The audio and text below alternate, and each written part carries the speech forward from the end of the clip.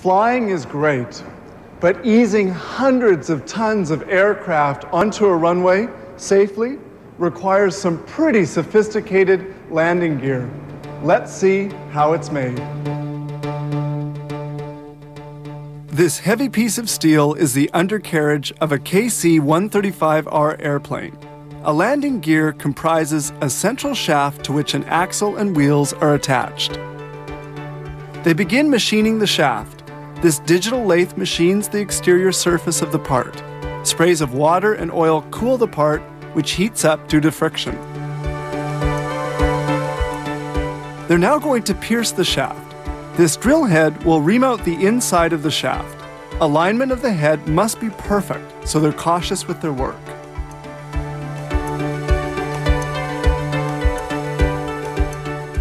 The perforating gets underway. Turnings from the cutting are saved, and these will be sold to foundries where they'll be recycled.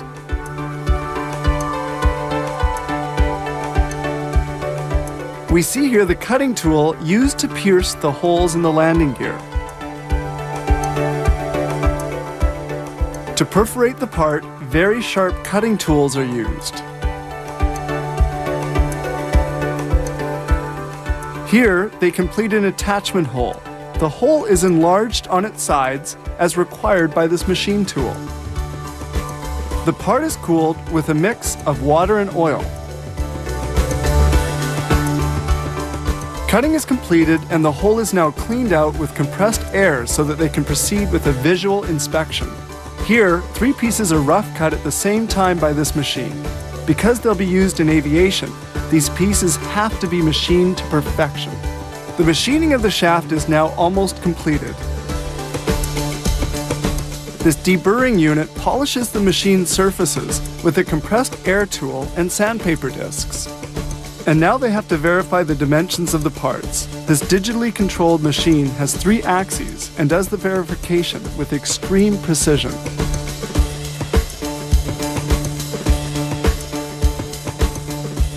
Here, another unit allows for the machining of parts with greater dimensions.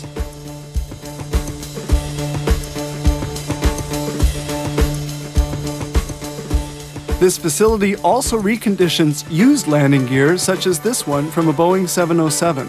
They strip off the paint with a sandblaster to verify the condition of the parts with great precision. And here are those parts stripped clean. But a visual inspection is not enough. They can detect cracks by magnetic particle concentration. They magnetize the part and any cracks will become visible under ultraviolet light. Now it's time for the shot metal procedure, where they spray steel balls onto the metal surface to increase its resistance to fatigue. Before repainting the part, they first plate it. The part is immersed for 10 minutes in cadmium, which forms a protective coating on it that will resist corrosion. Then the part is quickly soaked in a weak concentration of chromic acid.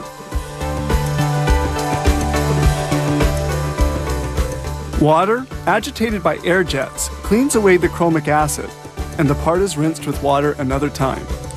The part is now baked at 190 degrees over 23 hours to remove hydrogen induced during the plating process.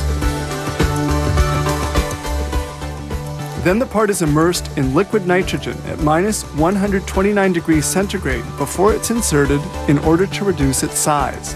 This collar is easily pushed on with a hydraulic jack. Reheating the collar makes it return to its normal size. Now the different components and the leak-proof joints are inserted into the piston. The shock absorber tube goes into the piston.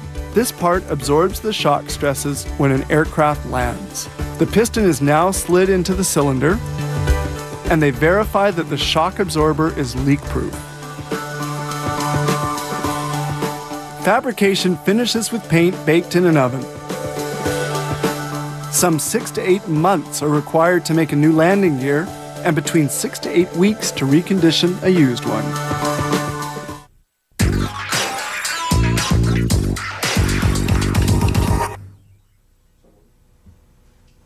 When the old-time vaudeville comic shouted "makeup," he was unceremoniously smacked in the face with a giant powder puff. Today, we take makeup much more seriously.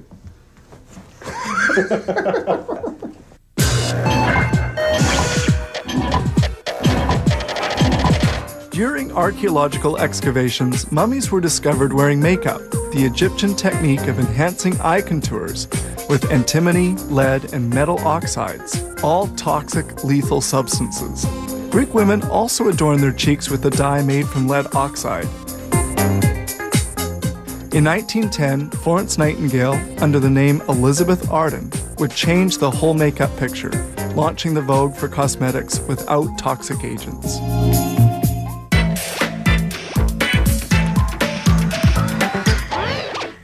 Cosmetics have been in existence since the dawn of time.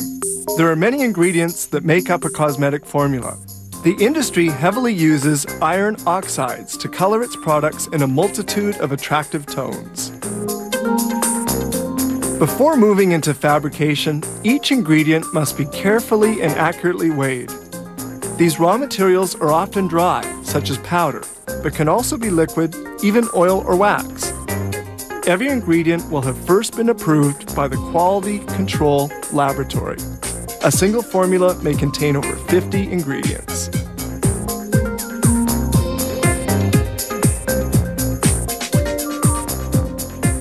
The other essential ingredient is water.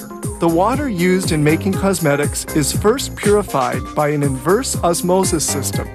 When it meets strict company standards, it is put into a stainless steel tank.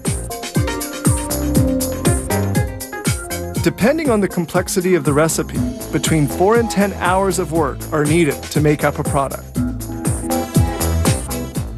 Let's begin with a bubble bath recipe. A part of the recipe is prepared in an adjoining container to make certain ingredients more soluble. A stainless steel screw propeller mixes all the ingredients thoroughly. All along its fabrication processing, the product will be subjected to many tests.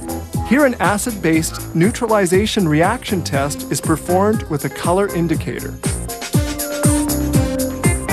The bubble bath has to be colored. A fragrance and a color are added, for in this recipe, the final product will be mauve.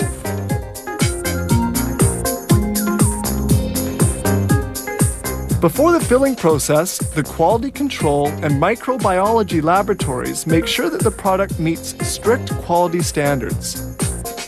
Now it's on to the next step. This filler can simultaneously fill up to 12 700 milliliter bottles at a steady pace of 50 per minute. The fill level is adjusted electronically. Capping remains to be done. This capper positions and tightens the caps automatically. Urethane rollers apply the precise tightening force.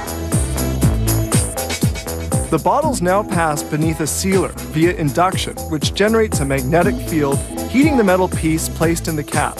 When hot enough, it welds itself onto the neck of the bottle. Another product made here is the peeling mask. The mask is poured into this funnel, whose end is attached to the tube filler pipe. The product descends via gravity. The filler pours the peeling mask into 50 tubes each minute.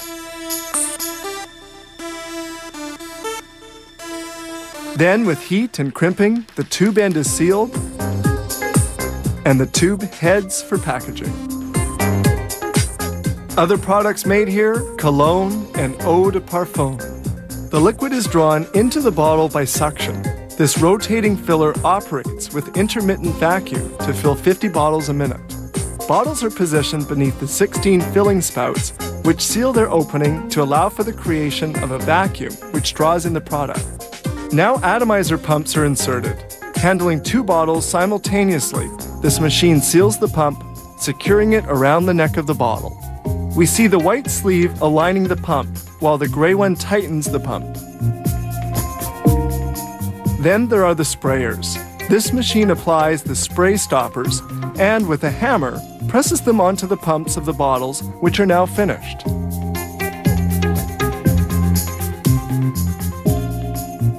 And one final product, roll-on deodorants. This machine fills 115 bottles a minute, handling 8 bottles at a time. A filling stem pours the product into the bottle, and here they place the roller ball at 115 per minute. Then the ball is lightly pressed into the cavity in which it turns freely. This plant makes over 1,200 different products and yearly sells 32 million items.